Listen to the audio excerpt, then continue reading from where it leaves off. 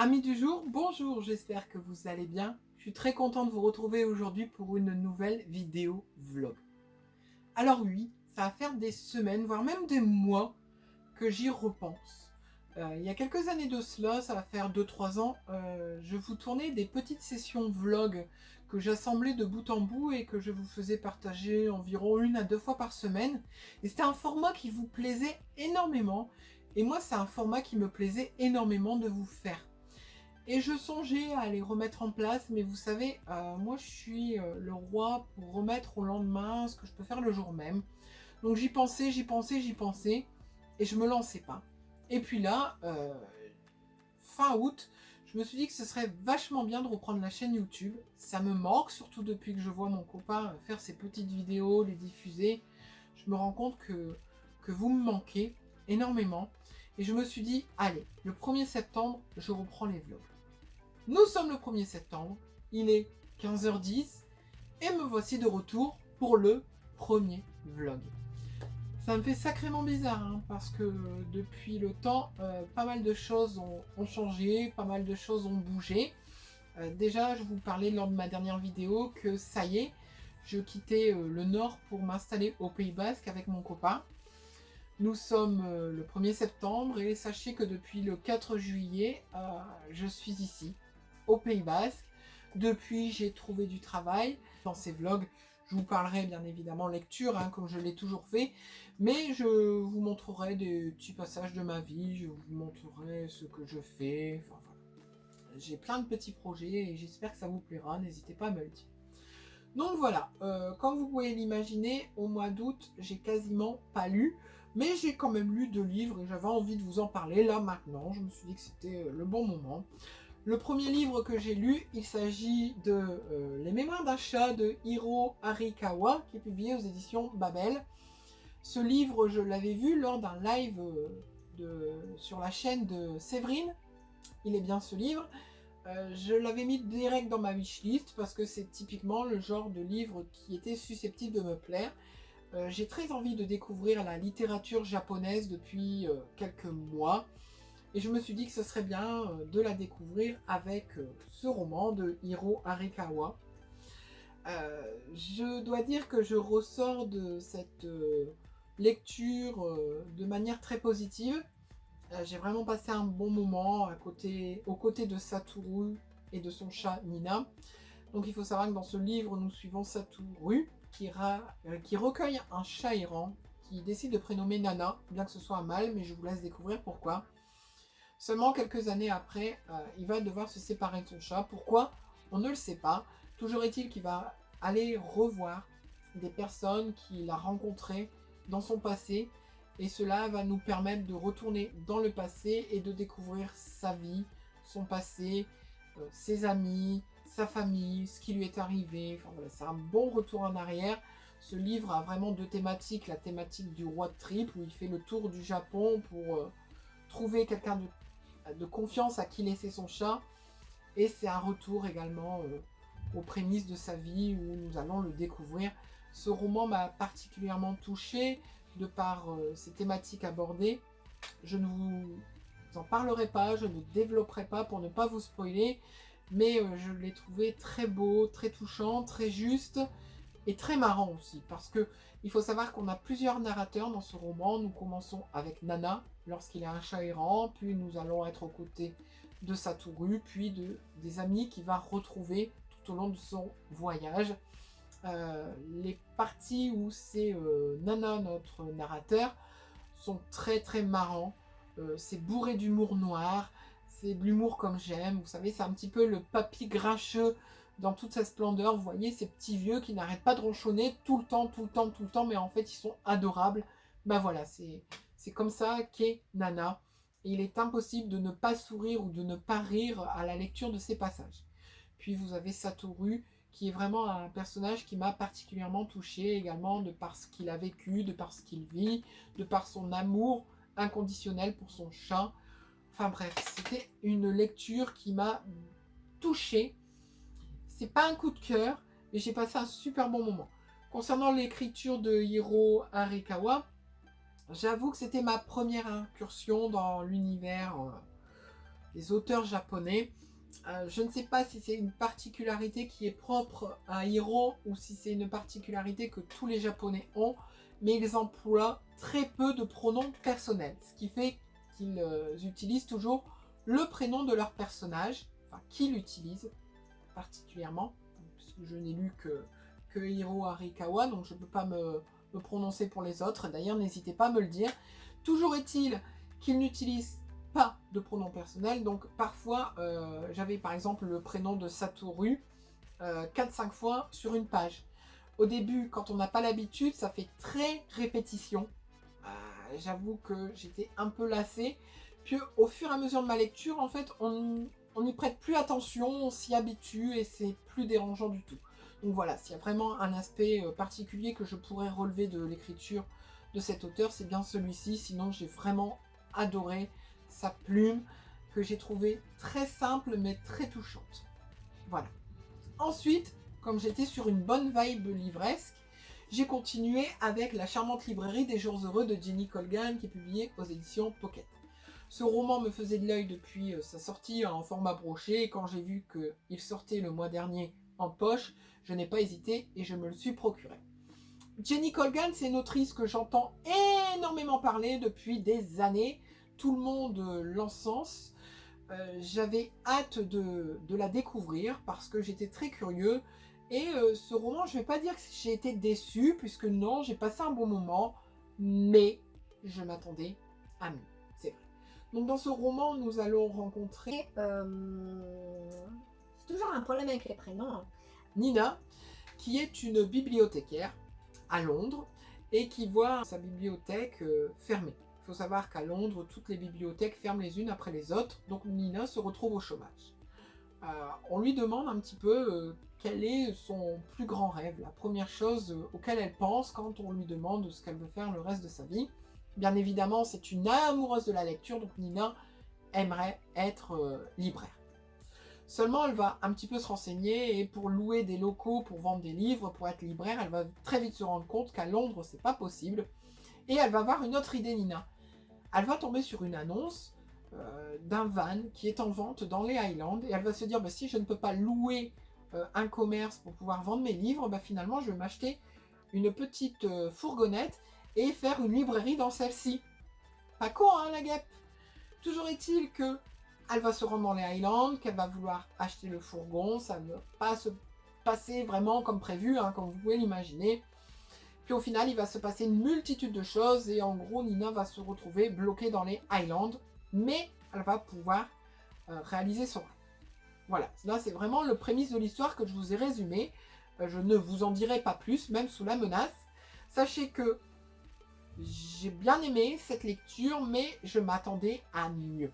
Je ne sais pas si c'est le même souci que j'ai eu avec Colleen Hoover il y a 4-5 ans de cela. Colleen Hoover, qui est une autrice que tout le monde encense, et quand j'ai lu l'un de ses livres, ça a fait pchit, parce que j'ai trouvé que c'était du réchauffé, que c'était du déjà vu, la réaction des personnages me faisait lever les yeux au ciel, bref, j'étais déçue.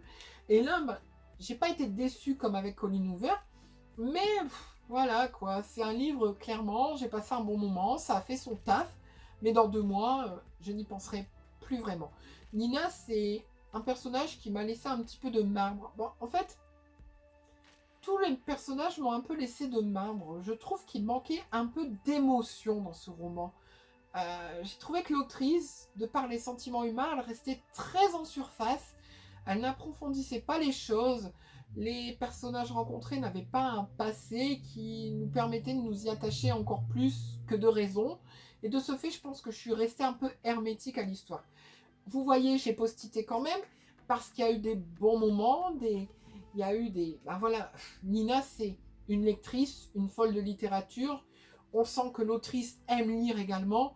Donc, il y a plein de petites références, plein de petites phrases qui tournent autour de la littérature que j'ai adoré, donc j'ai postité. Mais voilà, quoi. Je vais pas dire que je suis déçue, mais je suis pas hypée de fou, voilà. J'ai passé un bon moment et c'est tout. Sinon, on continue, hein, parce que... Donc, j'ai pas terminé d'autres livres au mois d'août, mais hier soir, j'ai commencé ceci, Une vraie famille de Valentin Musso, qui est publié aux éditions Point. Ce roman, j'en avais entendu parler grâce à Séverine de la chaîne Il est bien ce livre, encore et toujours. Je me souviens qu'elle avait eu une vraie claque de par l'histoire. Je me souviens qu'elle était toute euphorique quand elle nous en avait parlé lors d'un point lecture. La vidéo date de 3-4 ans. Hein. Et puis là, il y a quelques semaines, j'ai trouvé ce livre dans une boîte à livres. Et là, je me suis dit, c'est le destin, Benji, prends-le. Et puis hier soir, je ne sais pas pourquoi, quand je me suis dirigée vers mes bibliothèques, mon regard s'est arrêté sur ce bouquin. Et je me suis dit, allez, on y va, tentons, essayons de voir de quoi il en retourne. Alors, pour l'instant, je n'en suis qu'au chapitre 3. J'ai lu le prologue et les 2 premiers hier soir. Et je dois dire que voilà, ça l'a fait dès la première page. Puisque dans le prologue, nous allons rencontrer un lycéen qui va commettre une tuerie dans le lycée dans lequel il est scolarisé. La façon dont c'est écrit, j'ai trouvé ça percutant. Vraiment, ça m'a pris aux tripes dès la première phrase. J'ai adoré, j'ai réussi parfaitement à m'immerger dans l'histoire. Ça m'a choqué, ça m'a touché. Et je me suis dit, ah ok, c'est bien parti. Et puis dans le chapitre 1, nous allons rencontrer un monsieur, je ne me souviens plus de son prénom. Je suis désolée. Encore et toujours. Et puis apparemment, c'est pas écrit. Hein. Non. Il parle de sa femme, donc il s'appelle Mathilde, mais lui, enfin bref. Toujours est-il que ce monsieur était un prof dans le lycée où il y a eu la tuerie. Il a été blessé pendant celle-ci. Il essaye de se remettre un petit peu d'aplomb, il gardera des séquelles à vie. Sa femme et lui sont donc partis se mettre au vert dans leur maison de campagne qui se trouve en Bretagne. Et ils vont rencontrer un jeune autostoppeur. Et je vous en dis pas plus parce que pour l'instant je n'en sais pas plus puisque je ne suis qu'au 3e chapitre. Voilà. En tout cas pour l'instant je dois dire que ça le fait bien. Si ça continue dans ce sens-là, clairement ça va être une bonne lecture. Et je dois dire voilà, j'ai cette envie de me lancer, de relire. Et je sais que ce livre va m'y aider beaucoup. Hey, coucou les amis. Alors nous sommes samedi 4 septembre, il est 10h24. Je vous tourne une petite session de vlog avant de me préparer pour aller au boulot parce qu'aujourd'hui je fais 12h, 20h. J'espère que vous allez bien. Moi je suis très content de vous retourner cette petite session. Pas mal de choses se sont passées depuis que je suis venue vous parler. Ma période d'essai a été validée, donc je fais officiellement partie du magasin. Wouh! Pour moi, c'est une super bonne nouvelle déjà, parce que voilà, j'ai un CDI. C'est quand même une chose qui est assez difficile à l'époque où on vit. Mais en plus, j'ai un CDI dans un travail où je m'épanouis, que j'aime beaucoup, avec les collègues, ça se passe bien, avec la direction aussi, voilà. Pour ceux qui ne le savent pas, si vous ne me suivez pas sur Twitter, mon précédent travail a été un petit peu catastrophique, on va pas se le cacher, hein, dû à une patronne tyrannique. Donc c'est vrai que les 2 dernières années, professionnellement parlant, ça a été très difficile pour moi. Et le fait d'avoir trouvé un nouveau travail dans une branche que j'avais un peu quittée, on va dire, et où surtout ça se passe superbement bien, je vous jure les amis que c'est super positif. Alors certes, c'est physique, certes... il y a des horaires assez étendus, surtout pendant la période estivale, mais franchement ça se passe tellement bien et j'aime tellement ce travail que voilà quoi, c'est que du bonheur. Donc voilà, j'avais envie de vous le dire, j'avais envie de vous l'annoncer. Et puis maintenant je vais vous reparler un petit peu bouquin. J'ai avancé un tout petit peu dans Une vraie vie de Valentin Musso, donc qui est publié chez Point. J'en suis à 28% et je pense que je vais mettre ce roman en pause. Alors, ce n'est pas que je n'aime pas, c'est juste qu'on est vraiment dans... J'ai l'impression d'être dans un huis clos où il ne se passe pas spécialement grand-chose. On voit les choses évoluer très doucement. Et moi, j'ai besoin de quelque chose qui bouge, ou qui me fasse rire, ou qui me fasse frémir. Enfin, quelque chose qui me touche beaucoup plus. Et là, clairement, je ne ressens pas du tout ça. Donc, je connais maintenant le prénom du personnage principal. Il se nomme François, donc François qui un prof d'histoire, voilà, qui a été victime d'une tuerie, qui se met au vert avec sa femme, qui rencontre un jeune homme qui va être de plus en plus bizarre. Au début, il s'installe pour faire le jardin, puis il va s'installer pour faire l'annexe en fait de la maison qui va devenir une autre maison en gros. Et on le voit avancer dans les travaux, on le voit se mêler à ce couple, mais on sent qu'il cache quelque chose, il est très malaisant ce jeune homme. Et voilà, ça tout doucement, ça se met en place, il n'y a pas de grosses révélations, il n'y a pas de gros rebondissements. Et moi, clairement, pour l'instant, j'ai besoin d'autre chose. Donc voilà, je me suis dit, je vais faire une petite session vlog pour leur dire que je mets ce roman en pause. Donc voilà, ce que je compte lire, je ne sais pas. À vrai dire, je ne pense pas pouvoir beaucoup lire ce week-end puisque on a de la visite. Voilà, j'ai un ami de mon copain qui vient passer le week-end ici, donc je me fais une joie de le rencontrer. Mais comme vous imaginez, voilà quoi, je vais pas passer mon week-end à lire. Je vais profiter. On a prévu un joli petit programme pour lui faire visiter un peu la région et puis on va aller faire un petit tour en Espagne. Donc je vous emmènerai très certainement avec moi. Et puis voilà, un bon week-end s'annonce.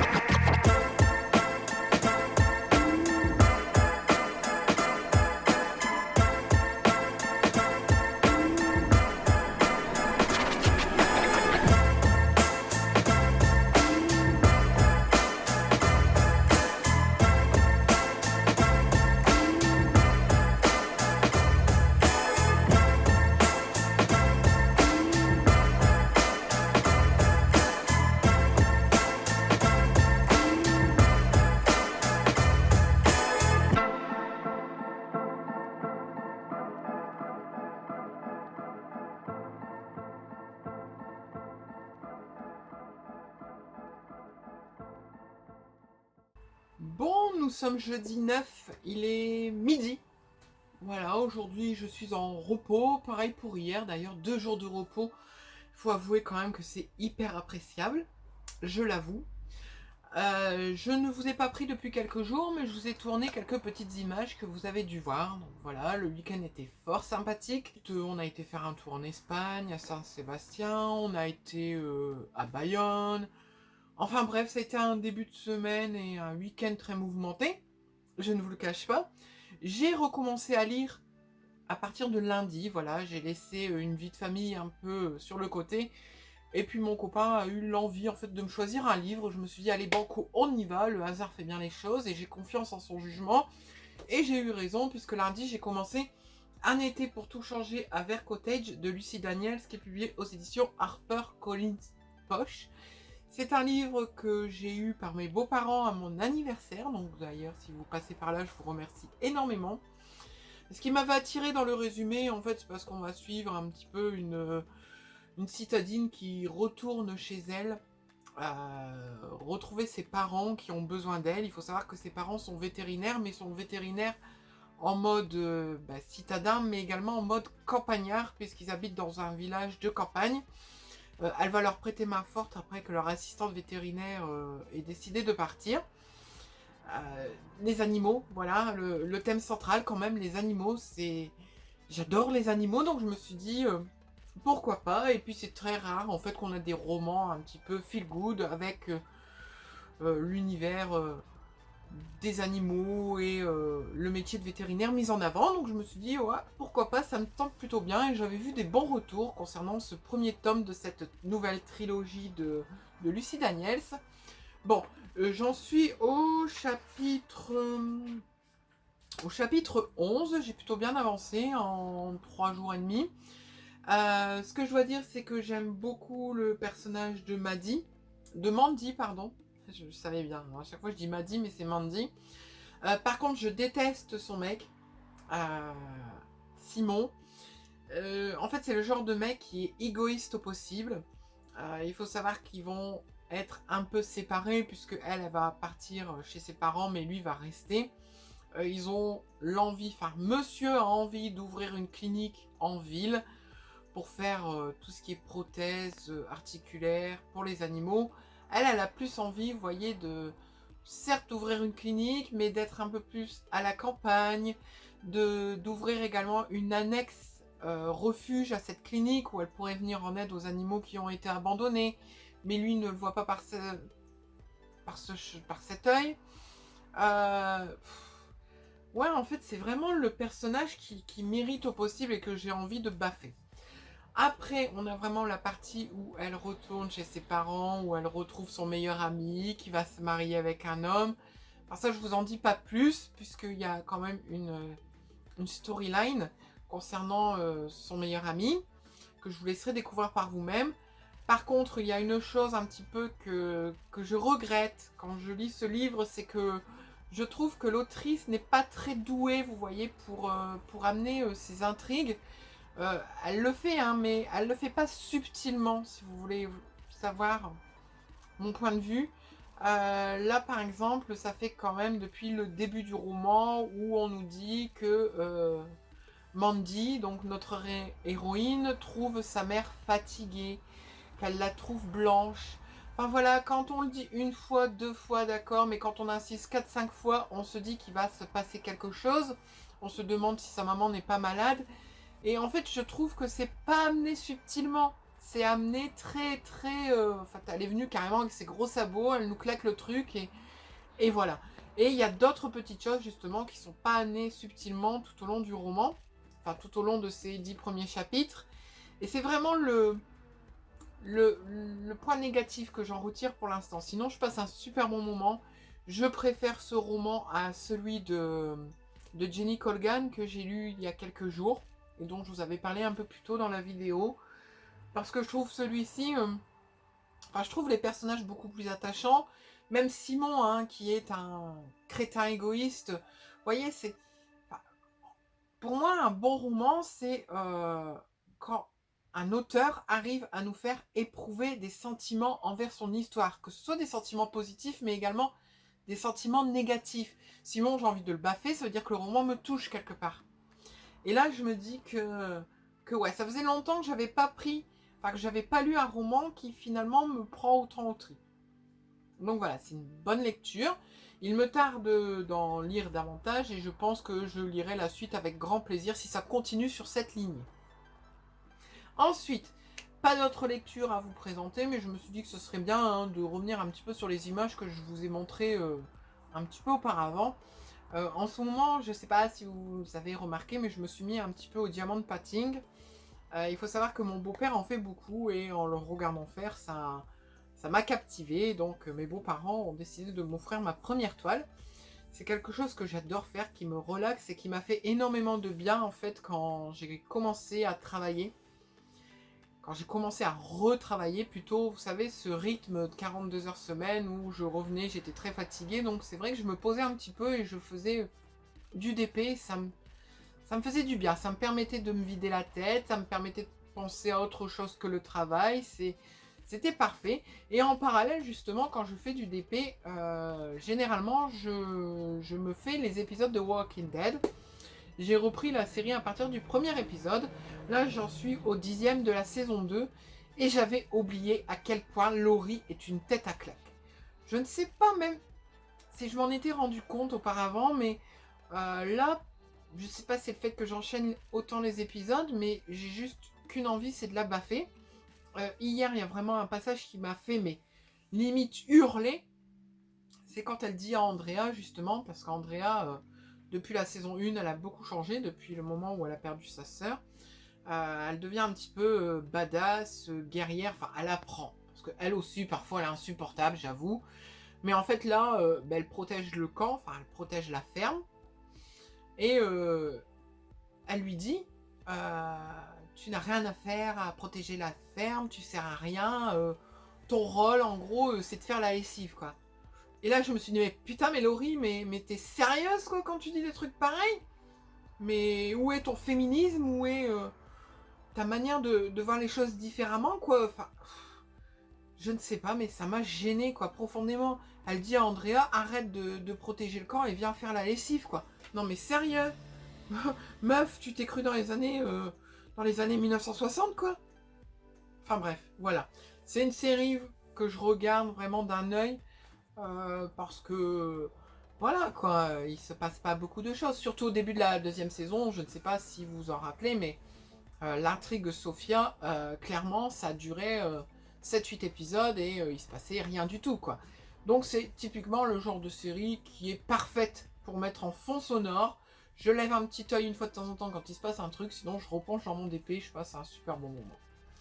Donc voilà, je vais clôturer ici ce premier vlog, je pense qu'il y a de quoi faire, hein. J'espère que vous allez prendre plaisir à le regarder, donc tout n'est pas encore finalisé, on va dire.